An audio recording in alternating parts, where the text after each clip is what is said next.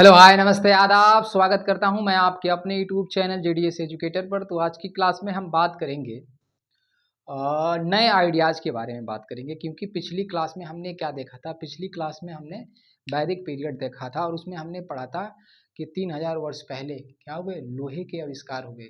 ठीक है, उसके बाद से एग्रीकल्चर में लोहे का बड़ा ही इम्पोर्टेंट रोल रहा। अब हल जो बनाए जा रहे थे लोहे के बनाए जाने लगे, यज्ञ हुए, उसके बाद से जानवरों की बलि दी जाने लगी। ठीक है, तो अब इसमें हम क्या बात करेंगे, इसमें हम ये देखेंगे कि नए विचार क्यों कहे गए हैं। भाई नए विचार इसलिए कहे गए हैं क्योंकि इस समय क्या हो रहा था, लोगों के जीवन में तेजी से परिवर्तन हो रहे थे। महाजनपद में हमने देखा कि उस समय के जो राजा थे बहुत ज़्यादा क्या हो रहे थे, धीरे धीरे शक्तिशाली हो रहे थे। ठीक है, तो इसमें क्या हो रहे थे, लोगों के जीवन में परिवर्तन हो रहा था।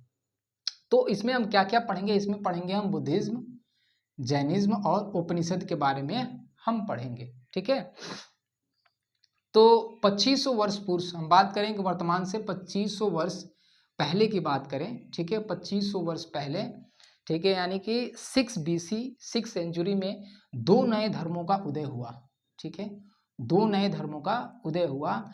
और ये दो नए धर्म कौन थे, तो एक था बौद्ध धर्म और दूसरा क्या था, जैन धर्म। ठीक है, इन दोनों धर्मों का क्या कहना था, इन दोनों धर्मों का क्या कहना था, इन दोनों धर्मों ने सत्य, अहिंसा, जीव हत्या तथा सच्चे ज्ञान की बात की। ठीक है, क्या बात की, सच्चे ज्ञान की बात की। ठीक है भाई, क्या हो रहा था, लोगों के जीवन में परिवर्तन हो रहे थे।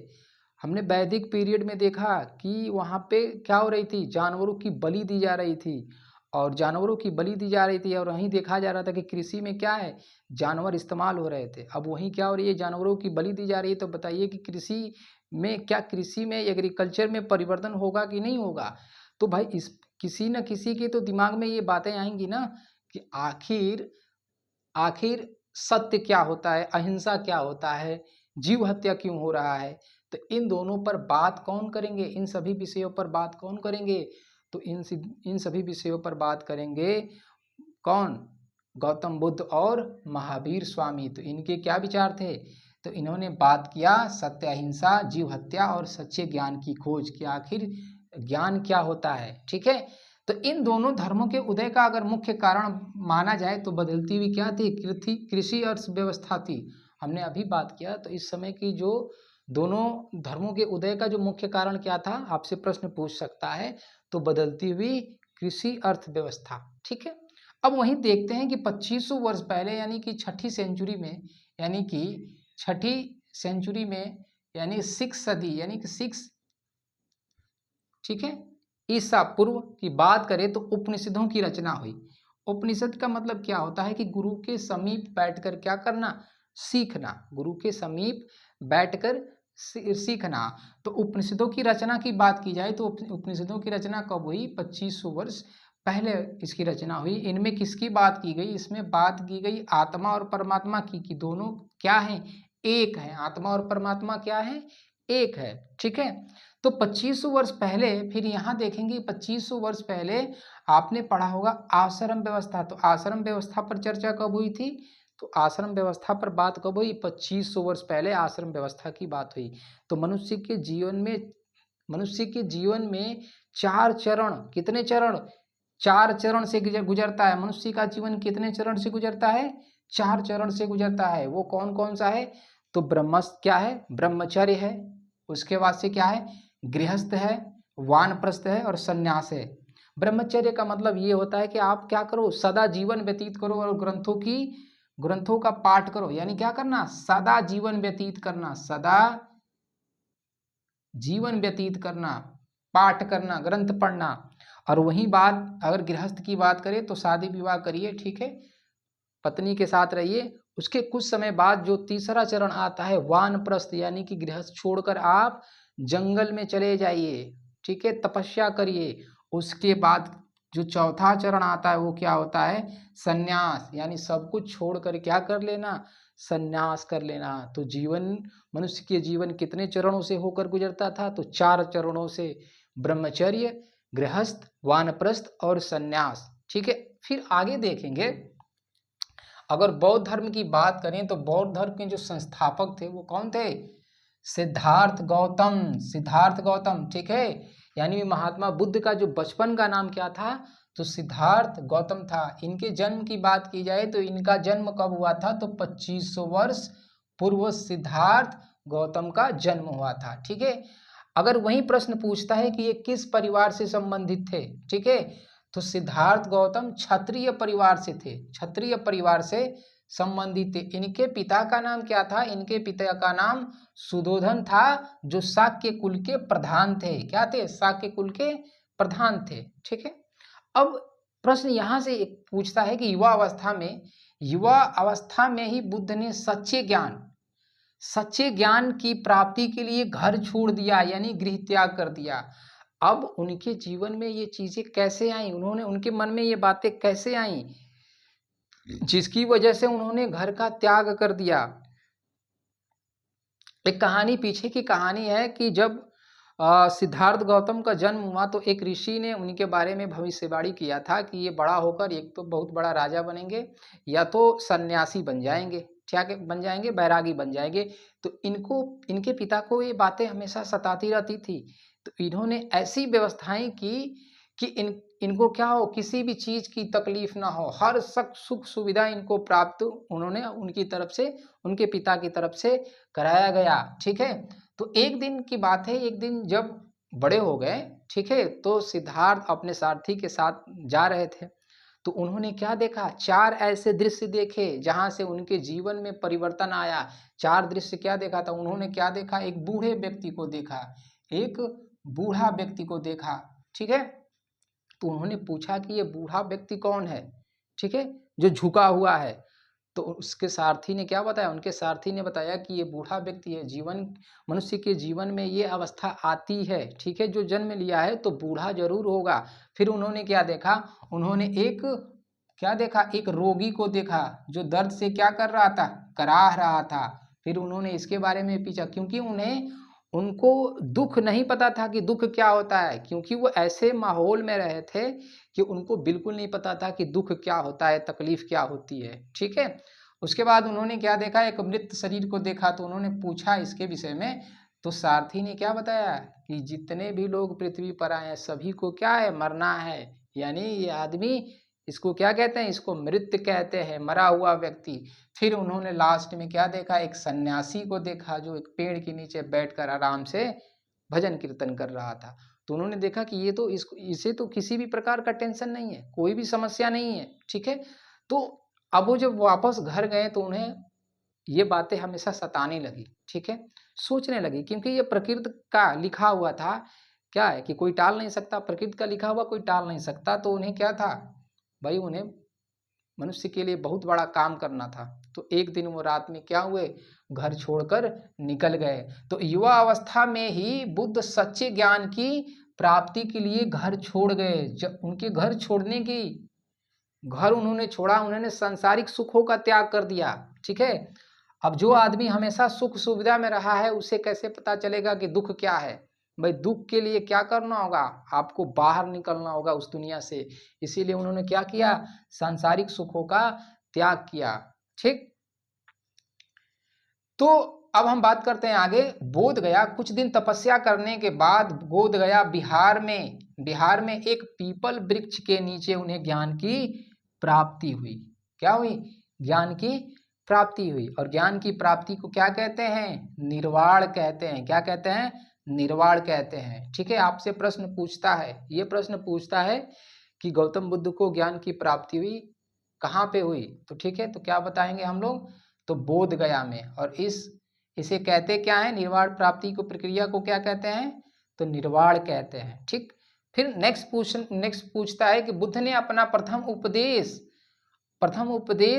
तो बुद्ध ने अपना प्रथम उपदेश सारनाथ वाराणसी में दिया, ठीक है। और ये प्रथम उपदेश क्या कहा गया, धर्म चक्र प्रवर्तन, जिसका चिन्ह क्या था, चक्र था, ठीक है। वहीं अगर हम बात करें कि बुद्ध के गृह त्याग की घटना को क्या कहते हैं, तो गृह त्याग की घटना को क्या कहते हैं, महाभिनिष्क्रमण कहते हैं, ठीक है। फिर आगे देखते हैं कि ज्ञान प्राप्त करने के पश्चात सिद्धार्थ को क्या कहा गया, यानी ज्ञान प्राप्त करने से पहले सिद्धार्थ क्या थे, गौतम, ठीक है। और ज्ञान प्राप्ति के बाद क्या हो गए? बुद्ध हो गए।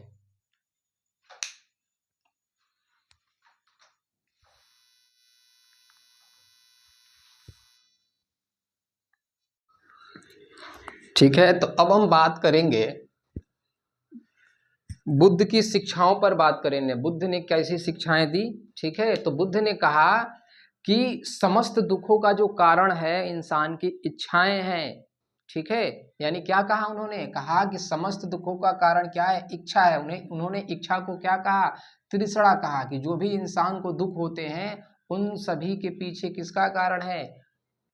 उन सभी के पीछे इच्छाओं का कारण है। इंसान जितना इच्छा करता है उसे उतना ही मेहनत करना पड़ता है, और मेहनत करने में क्या होगी भाई? समस्या आएगी ना। जिस चीज को आप पाना चाहते हैं उसके लिए क्या करेंगे आप उतना ही मेहनत करेंगे।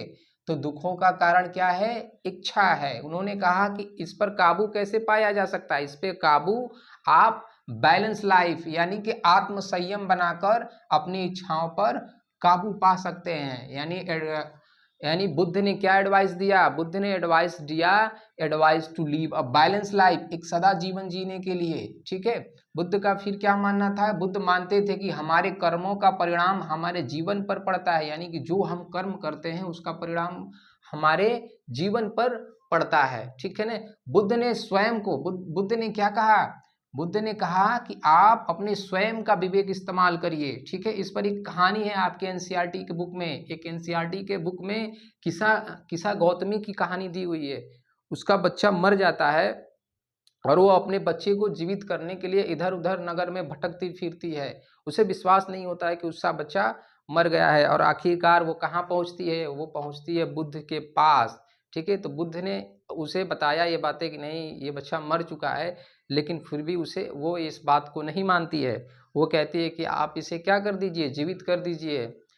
तो बुद्ध ने उसे समझाने के लिए एक उदाहरण दिया। उन्होंने कहा कि ठीक है, मैं जीवित कर दूंगा, तुम जाओ, तुम एक ऐसे घर से क्या लेकर आओ? एक मुट्ठी सरसों लेकर आओ जहां अभी तक कोई मृत्यु नहीं हुआ हो। और वो औरत अपने मोह में, अपने बच्चे के प्रेम में इधर उधर भटकती है और जाती है, लेकिन उसे कोई ऐसा घर नहीं मिलता जहां पर किसी की मृत्यु ना हुई। आखिरकार अंत में उस औरत को समझ में ये बातें आती हैं। ठीक है, उसे वो विश्वास हो जाता है।